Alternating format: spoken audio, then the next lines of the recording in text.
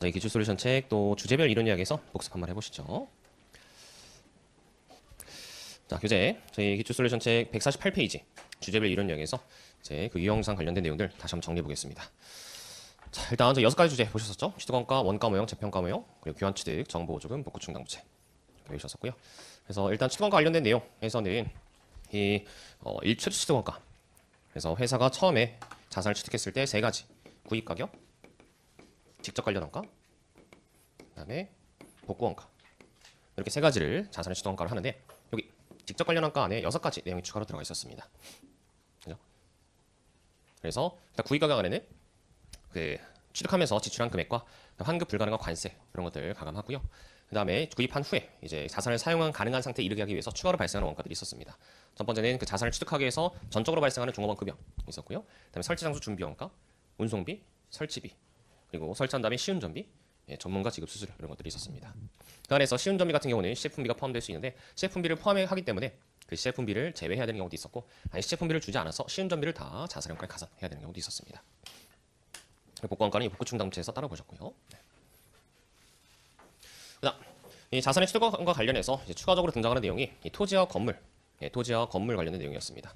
그래서 토지나 건물 같은 경우는 관련된 원가들이 너무나 다양하기 때문에 추가로 살펴보셨었는데, 토지 관련해서는 세금, 취득세, 재산세 이런 여러 가지 세금이 발생하는데, 그 중에서 취득과 관련된 세금만 원가에 가산해야 된다 말씀드렸었고요. 그다음에 그 세 가지가 뭐였죠? 갑자기 기억이 안 나요. 구획정비 비용, 하수 종말 처리장 분담금, 개발 부담금, 이 세 가지 그 친구들 가산해야 됐었고, 그리고 그 배수공사 비용, 조개공사 비용, 그리고 상하수도 공사비, 진입도로 포장 공사비 이런 친구들은 이제 구축물이 될 수도 있고 토지가 될 수도 있는데, 그 부분에 회사가 추가로 지출을 계속 해야 되느냐 말아야 되느냐 여부를 판단합니다. 추가 지출을 하지 않아도 된다. 한번 지출하면은 쭉 쓸 수 있다. 그럼 토지가 분류되지만 해에서 뭔가 돈을 더 넣어야 된다라고 한다면 구축물로 분류해서 감가상각을 해야 됐었죠. 그다음 건물 관련 원가에서도 몇 가지 볼 게 내용이 있었던 게, 일단 어제 잠깐 말씀 못 드렸는 게 그 건물을 짓기 위해서 토지 굴착 비용이라는 게 들어갑니다. 건물 지으려면 땅을 파야 돼요. 근데 그 토지 굴착 비용은 토지란 말이 들어가서도 토지 원가가 아닙니다. 그죠? 건물의 취득 원가가 되고요. 그리고 그 외에 여러 가지 설계비, 감리비, 그리고 그 건설 기간 동안에 들어가는 보험료, 종업원 급여, 이자 비용 이런 것들 다 취득원가에 가산된다라는 거. 그다음 이 토지와 건물을 일괄 구입하는 경우, 같이 사는 경우 그 목적이 두 가지로 나뉘었었죠. 만약에 토지와 건물을 같이 사는데 둘 다 쓸 것이다. 그러면은 공정가치 비율대로 그 일괄 구입 대가를 안분하시면 됐었지만, 만약에 토지만 쓸 것이다. 건물이 토지에 서 있는 건물을 그냥 철거해버리고 새로운 건물을 짓기 위해서 그 땅과 땅에 서 있는 토지 같이 샀다. 그럼 토지만 사용 목적이기 때문에 건물의 취득원가에는 배분하지 않았었습니다. 자, 그래서 두 가지 목적이 있었는데, 근데 그 첫 번째 토지와 건물을 모두 살 목적이다라고 한다면은 그 구입 대가뿐만 아니라 공통부대원가 이것도 공정가치 비율대로 안분해야 됐었고요. 그 다음에 그 개별 구입원가, 각각 토지와 건물에 대해서 발생한 취득세, 등록세 이런 친구들은 공정가치 비율대로 안분할 필요 없이 각각의 원가에 가산하시면 됩니다. 그렇고요. 반면에 만약에 토지만 사용할 목적이다라고 한다면은 말씀드린 것처럼 전체 취득원가를 토지원가에 가산하고, 그다음 건물을 철거할 때, 이제 건물을 철거해야지 새로운 건물을 지을 수 있겠죠. 그 건물 철거할 때 발생하는 비용이나, 그럼 건물을 철거하면서 발생하는 폐자재들을 처리하면서 지출되는 비용이나, 또는 폐자재를 처분하면서 얻게 되는 고철로 팔면서 얻게 되는 수입 이런 것들을 토지 원가에 가산해야 된다 말씀드렸습니다. 그래서 이런 취득원가들을 고려해서 유형산의 취득원가 계산하고, 그리고 취득원가의 내용들은 다른 회계 처리를 할 때 부수적인 자료로서 등장할 수 있기 때문에, 그죠? 그래서 회사가 어떤 그 자산을 취득했는데 그 자산에 취득원가 이런 여러 가지 변수가 있다. 그 자산 가지고 재평가명을 쓴다. 그 자산 가지고 복구 충당부채 인식한다. 이런 여러 가지 변수가 있을 수 있기 때문에 그 내용들은 알아두셔야지 문제 풀 수 있다. 그다음 원가모형. 원가모형에서는 감가상각 이게 제일 중요했죠. 그죠? 그래서 특히 월할상각의 내용이 나오면은, 그리고 연삭기법 이런 내용이 나오면은 이 감가상각 문제가 굉장히 까다로워지기 때문에 그 감가상각의 특성, 계산 원칙 이런 것들을 잘 파악해 두셔야 됩니다. 그래서 감가상각의 구성 요소, 감가상각의 결정 요소는 네 가지. 취득원가부터 시작해서 내용연수, 잔존가치, 감가상각 방법 이렇게 네 가지가 있었는데요. 그 중에서 이제 연삭기법을 쓰고 기준 취득했다, 월할상각해야 된다. 그러면은 그 문제는 좀 긴장해서 푸셔라 이런 것들 말씀드렸고, 그 다음에 이중채권법과 정률법 같은 경우는 다행히 손쉽게 감가상각비를 계산할 수 있는 특징이 있었습니다. 그래서 기준 취득한 자산도 월할상각할 필요 없다 이런 것들. 그 다음에 전기에 인식했던 감가상각비를 곱하기 1마이너스 상각률에서 단기에 감가상각비로 손쉽게 계산할 수 있다 이런 사항들이 있었습니다. 그래서 그런 내용들을 잘 활용해서 문제를 쉽게 풀 수 있는 방법 말씀을 드렸었고요. 그 다음에 이런 감가상각의 요소들이 매 기간마다 재추정, 재검토가 돼야 됩니다. 그래서 원래는 처음에 이 자산 상각할 때 내용연수가 10년인 줄 알았는데, 쓰다 보니까 5년이네, 20년 쓸 것 같네 이렇게 바뀔 수가 있어요. 여러 가지 요소들이 바뀔 수가 있습니다. 그럼 그 바뀐 요소를 고려해서 바뀐 시점부터 전진적으로 수정해 가시면 되죠. 그 시점부터 새로운 자산을 취득했다 생각해서 전진적으로 수정해 나가시면 됩니다. 그죠? 네. 그렇게 보시면 되겠고요. 그래서 감가상각 잘 하시면 되겠고, 원가명에 산 것 한 가지 더 본 것이 손상의 내용이었습니다. 자산이 망가졌을 때 이렇게 회수가능액까지 손상 검사해야 된다. 회수가능이 무엇인지 간단하게 보셨었고요. 그래서 그 손상을 인식하는 뭐 대표적인 양상을 보시면은 자산을 취득해서 감가상각 하다가 손상이 발생했다. 그럼 회수가능까지 손상 차손 인식하시고 그리고 나서 이렇게 다시 또 감가상각 하시다가 회수가능까지 손상 환입하시는데 근데 손상 환입에 한도가 있다.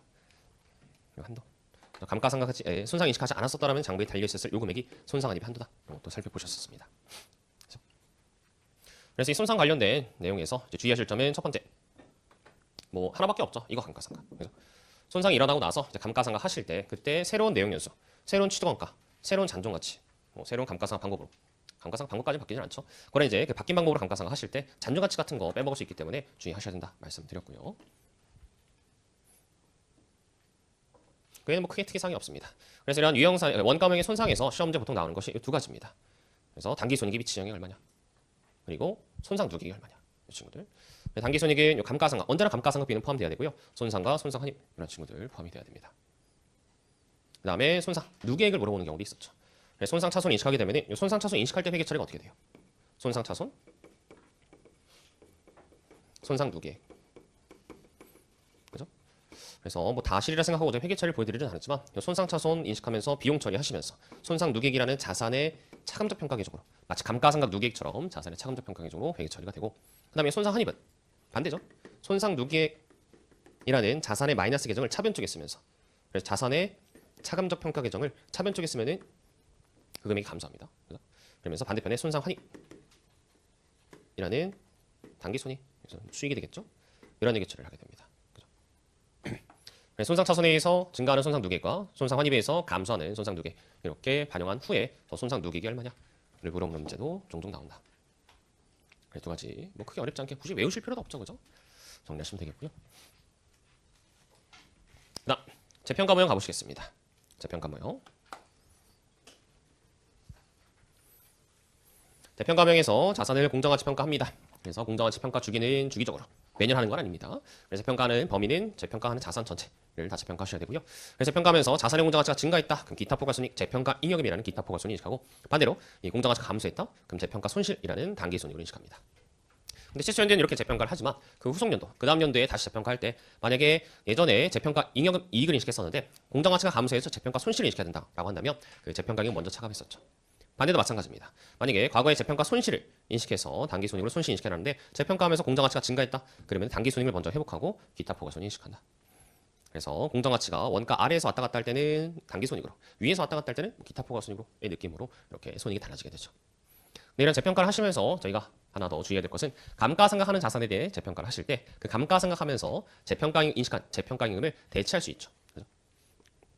감가상각은 공정가치 기준으로 다시 생각하시면 되고 이거 재평가잉여금을 기타 이익잉여금으로 대체할 수 있습니다. 그래서 재평가잉여금을 줄이면서 이익잉여금 늘리는 회계 처리를 선택할 수 있는데요. 이런 회계 처리를 하는 이유는 어제 말씀드렸죠. 회사가 재평가를 해서 감가상각비를 더 인식하면서 회사의 단기 손익을 줄이고 이익잉여금 줄이는 그러한 효과가 나타날 수 있기 때문에 그런 효과를 보전해주기 위해서 메꿔주기 위해서 재평가잉여금을 뜯어내서 이익잉여금에 메꿔준다. 근데 여기서 이 재평가잉여금 대체할 때 등장하는 재평가잉여금이라는 계정은 기타 포괄손익이 아니라 기타 포괄손익 누계액이다. 그죠? 기타 포괄손익이라는 손익이 아니라 그 금액이 누적된 자본에서 이익잉여금 자본으로 대체하게 됩니다. 그죠? 그래서 재평가잉여금이 대체되면서 감소하는 금액은 이 녀석은 기타 포괄손익에 영향을 주지 못한다. 거듭 강조했던 얘기입니다. 그래서 이 회계 처리가 기타 포괄손익에 미치는 영향이 얼마냐 물어보는 요 금액, 이 대체에서 감소하는 금액을 제외하셔야 돼요. 그죠? 이 금액을 제외하셔야 됩니다. 기타 포괄손익에는 포함되지 않는다. 그래서 회계 처리 형태에 대해서 말씀드렸고, 그럼 여기 들어가는 금액은 어떻게 계산하시면 되느냐? 이런 식으로 계산하시면 됩니다. 자, 그래요. 그래서 재평가 금액 기준의 감가상각과 최초 원가 기준의 감가상각의 차이. 그리고 만약에 정액법을 쓴다고 한다면 재평가잉여금을 잔존내용수로 나눠서 계산하시면 되겠습니다. 자, 그렇고요. 그래서 저희 이론 솔루션 책의 사례를 통해서 잠깐 말씀을 드려보면, 자, 만약에 회사가 이렇게 어제 보셨던 금액이죠. 회사가 100원짜리 자산 취득해서 내용연수 5년 동안 상각을 합니다. 이렇게 생각하시고요. 그래서 공정가치 평가해봤더니 공정가치가 120원으로 증가했다. 그런 상황. 그러면 재평가잉여금 40원만큼 인식하시면 되겠고요. 그죠? 증가했으니까 기타 포괄손익. 그래서 내용수가 4년이 됐으면 감가상각 30원 상각을 하시면서 여기서 저 재평가잉여금을 이익잉여금으로 대체할 수도 있고 안 할 수도 있는데 만약에 안 한다. 재평가임금 대체를 안 한다. 자, 이런 상황에서 다시 재평가했을 때 자산의 공정 가치가 감소했다라고 한다면은 장부에 달려 있는 이 재평가임금 40원을 그대로 차감하시면서 재평가 손실은 10원을 당기 손익으로 인식하시면 되죠. 근데 만약에 여기서 재평가를 한다. 죄송합니다. 재평가임금 대체를 한다. 여기서 인식했던 재평가임금을 이익이익 대체라는 정책을 채택한다. 그럼 10원만큼 대체를 할 것이고 따라서 남아있는 재평가임금은 30원 밖에 없기 때문에 20원만큼 재평가 손실을 인식해야 된다. 이런 식으로 재평가 시점에 손익의 구성이 바뀌게 됩니다. 대체하느냐 아니냐에 따라서 단기 손익, 기타 포괄 손익의 금액이 바뀌기 때문에 꼭 문제에서는 대체하는지 여부를 파악을 하셔야 되겠고요. 그죠? 다만 이런 재평가의 잉여금을 이익잉여금으로 대체하는지 여부에 따라서 손익의 구성은 바뀌지만 자산의 장부내 자산이 결국 공정가치로 평가된다라는 것은 바뀌지 않습니다. 그죠? 자산은 어쨌든 간에 재평가금이 40원이건 30원이건 재평가 손실이 10원이건 20원이건 자산의 공정가치는 40원까지 평가가 돼야 된다. 50원이 떨어진다. 이거는 바뀌지 않아요. 그래서 이 손익들을 계산하기 위해서 처음부터 이 재평가 손익을 신경 쓰면서 평가하면서 계산하지 마시고 일단 자산의 상각, 감가상각과 공정가치, 감가상각, 공정가치 먼저 정리하시고 손익은 나중에 한 번에 정리하시는 게 훨씬 더 편하다. 그죠? 그래서 감가상각 한 다음에 평가하고 평가 잉여 얼마인지 계산하고 또 감가상각 하면서 이 재평가임금 대체하는지 아닌지 여부 신경 쓰면서 또 감가상각하고 또 평가하고 재평가임금 대체했었나 신경 쓰면서 또 평가하고 이거 왔다 갔다 하면서 계산하는 게 쉽지가 않습니다. 그래서 일단 자산의 장부액을 먼저 정리하시고 그리고 나서 손익을 마지막에 정리하셔라. 당부 드렸고요. 자, 이런 재평가명에서 이제 시험 문제 또 물어보는 게 이렇게 네 가지가 있었다 말씀드렸죠. 그래서 단기 손익, 기타 포괄 손익, 이익여금, 자본총계에 미친 영향 이렇게 네 가지. 그래서 단기 손익은 감가상각비랑 재평가 손익이고요. 기타 포괄 손익은 재평가 임금의 변동. 근데 여기서 주의하실 게 평가에서 변동한 재평가 임금만 들어가야 됩니다. 대체한 금액은 들어가지 않아요. 이익여금에 미친 영향 또 시험 문제 나올 수 있는데 그 이익여금은 단기 손익 금액에다가 요 대체된 금액을 더하시면 됩니다. 대체해서 증가하죠, 그죠? 마지막 자본총계에 미치는 영향. 자, 자본총계에 미치는 영향도 물어볼 수 있는데 그 자본총계에 미치는 영향은 기본적으로 단기 손익과 기타 포괄 손익입니다. 그래서 이 대체되는 금액이 있다고 하더라도 얘는 자본총계에 영향을 미치지 않아요. 왜냐? 재평가임금이라는 자본이 감소하고 이익여금이라는 자본이 증가하기 때문에 결국 자본이어서 자본총계에는 영향이 없다. 그래서 이 회계처리에서 자본총계에 미치는 영향은 단기 손익과 기타 포괄 손익 합계로 계산할 수 있는데 이 친구는 어떻게든 계산할 수 있다 말씀드렸냐면 기초와 기말의 자산의 차이, 그죠? 기초와 기말의 자산의 차이 전체가 다 자본 총포괄 손익으로 영향을 미칠 겁니다.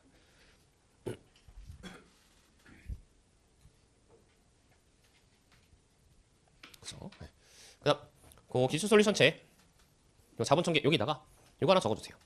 자본총계에 미치는 영향은 결국 총포괄 손익에 미치는 영향도 동일합니다. 그래서 시험 문제에서 총포괄 손익에 미치는 영향이 얼마냐 이걸 물어볼 수도 있기 때문에 하나 적어놓으세요.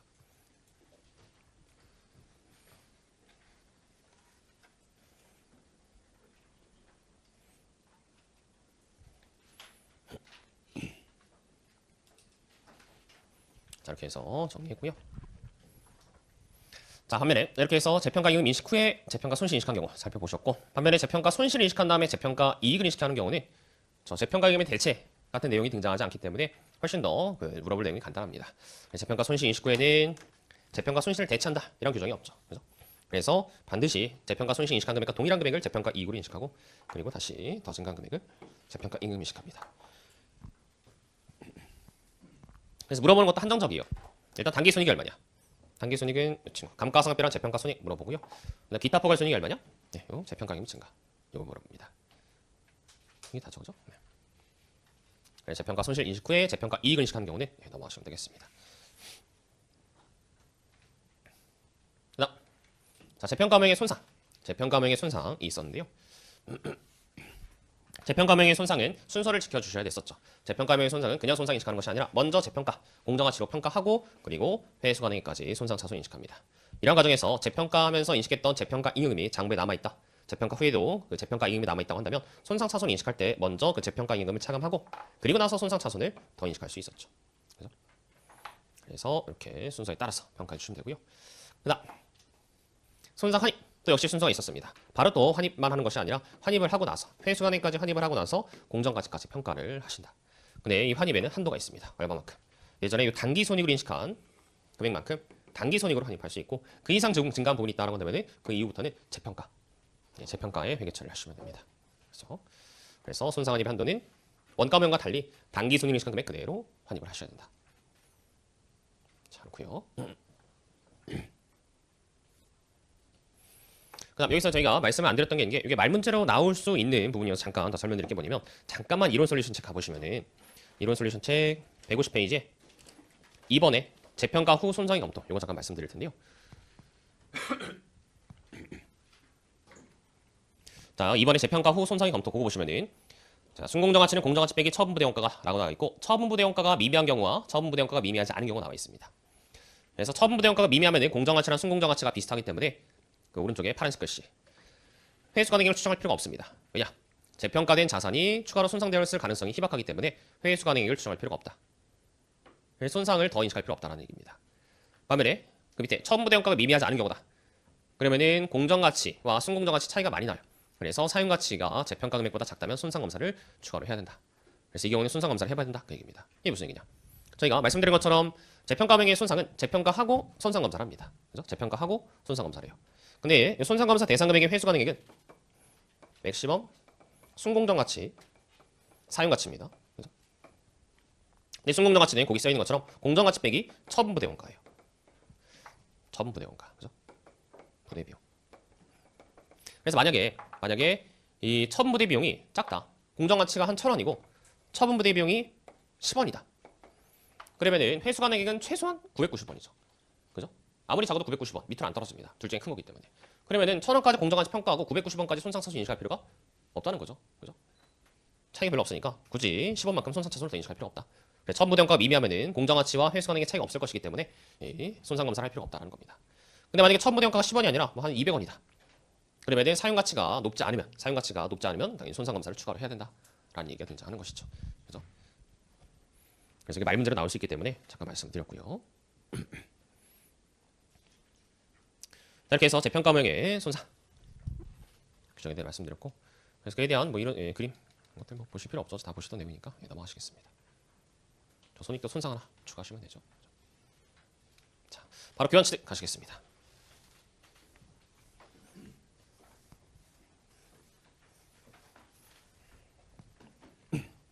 자, 교환 취득이라는 것은 회사가 돈 주고 자산을 산 것이 아니라 자기 원래 가지고 있던 자산을 주면서 자산을 취득한 경우 이게 바로 교환 취득입니다. 그래서 교환 취득의 상황에서 일단 저희가 집중적으로 포인트를 잡는 것은 바로 이 친구. 취득한 자산의 원가가 얼마냐. 요 녀석을 계산하는데 1차적인 관심을 둡니다. 그죠? 그래서 요 자산을 주면서 자산을 교환 취득했을 때 내가 취득한 자산의 원가가 얼마냐 이걸 계산하는데요. 일단 상황을 크게 두 가지로 나누고 또 세부적으로 세 가지를 더 나누죠. 그래서 상업적 실질이 있는 경우와 없는 경우. 그래서 상업적 실질이 있으면 X 제공한 자산의 공정 가치를 명확하게 측정할 수 있는 경우와 이 제공한 자산보다 취득한 자산의 공정 가치가 더 명확한 경우.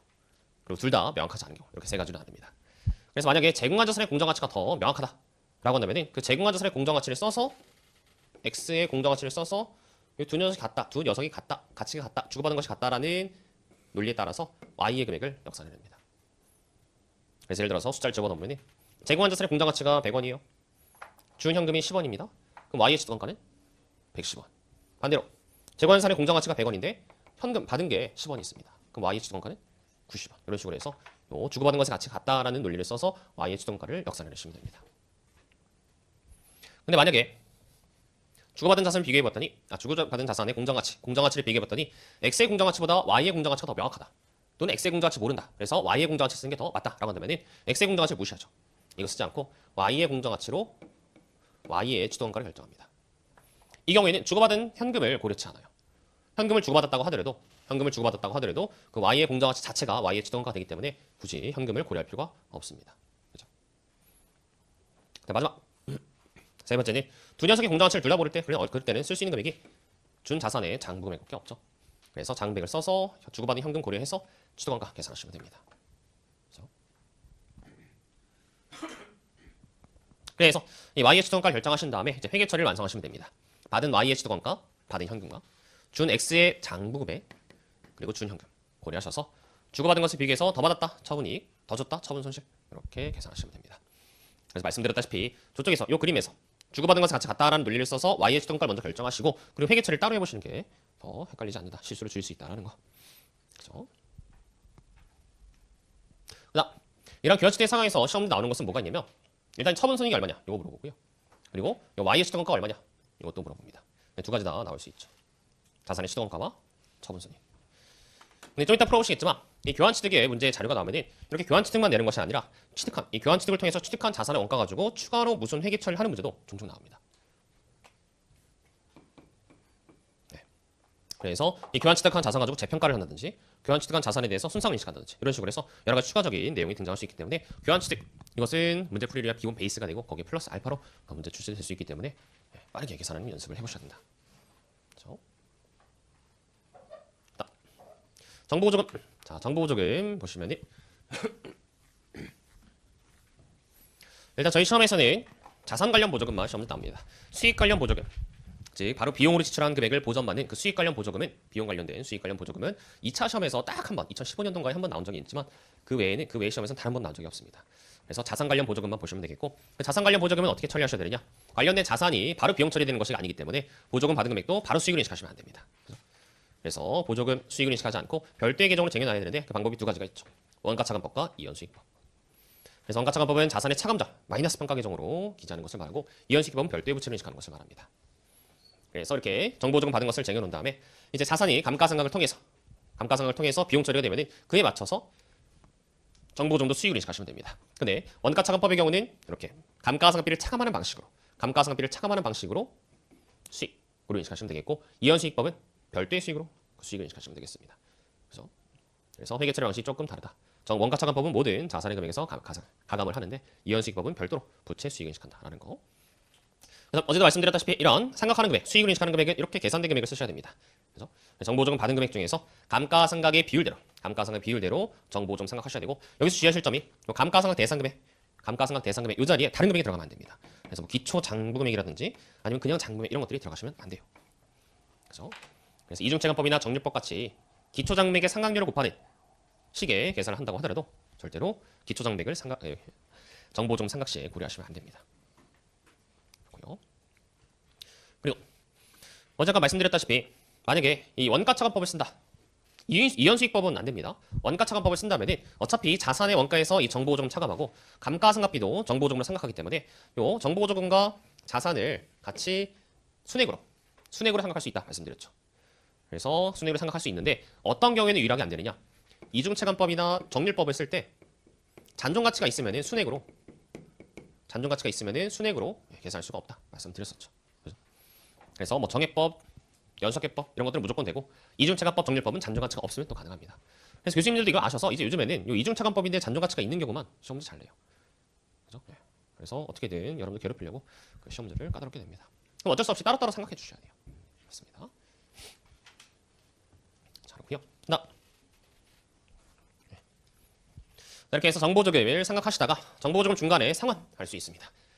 어떤 조건을 충족하지 못해 상환할 수 있다. 그러면은 이 상환 시점에 원가차감법, 이연수익법 이런 친구들에 따라서 각각 상환금액과 정보조금 잔액의 차이를 비용으로 인식하셔야 되는데 특이한 것이 원가차감법의 경우는 감가상각비를 쓴다라는 거.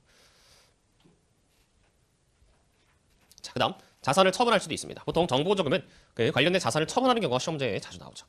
그러면은 당연히 처분금액과 장금액의 차이가 처분손익이 되는데 근데 거기 그 처분하는 자산의 장부금액 안에 당연히 원가에서 감가상각 누계, 손상차손 누계 생각한 금액이 들어가고 거기에 정보보조금을 원가차감법을 쓴다라고 한다면 그 장부금액 계산할 때 차감하는 방식으로 고려해 주셔야 됩니다. 그렇죠? 반면에 원가차감법을 안 쓴다. 그러면은 정보보조금을 따로 고려하실 필요 없죠. 정보보조금을 장부금액 계산할 때 고려하실 필요 없죠. 원가차감법의 경우만 고려하시면 됩니다. 당연한 얘기고요. 그렇죠? 그래서 이러한 이제 회계 처리 계산을 하기 위해서 저희가 어떻게 문제 프리트를 짰냐면 또 문제 프리트라고 하기도 조금 민망한 게 이렇게 자산의 감가상각 라인과 정보조금 상각 라인을 이렇게 따로 그렸죠. 그죠? 그래서 자산을 관리하는 그림과 정보조금을 관리하는 그림을 따로 그렸습니다. 그래서 감가상각에 비례해서 정보조금 생각했고요. 그래서 시험 문제 물어보는 게 보통 뭐가 나오느냐? 이 세 가지입니다. 만약에 문제에서 감가상각비를 물어본다. 그러면은 일단 저 자산의 상각액에다가 정보보조금을 원가차감법을 쓴다면은 정보보조금 상각액을 빼주셔야 되겠죠. 그죠? 감가상각비 차감으로 처리하기 때문에 감가상각비 계산할 때 빼주셔야 됩니다. 그다음 기말 자산의 장부금액이 얼마냐 물어보는 요 상각 후에 자산의 금액에서 정보보조금 잔액 원가차감법이라 한다면 저 정보보조금 잔액을 빼주셔야 됩니다. 당연한 거고요. 그리고 처분손익을 물어본다. 이런 정보조금이 딸리는 자산의 처분손익을 물어본다라고 한다면은 요 처분금액과 장부금액의 차이 계산하실 때 아까 보신 것처럼 정보보조금 요거를 빼주셔야 되는 것도 있다는 거죠. 그래서 이 친구는 2번으로 계산해 주시면 되겠습니다. 이렇게.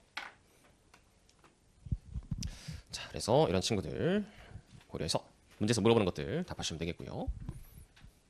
그다음 자, 정부 보조금의 특수한 상황이 시장 이자율보다 낮은 이자율의 정부 대여금.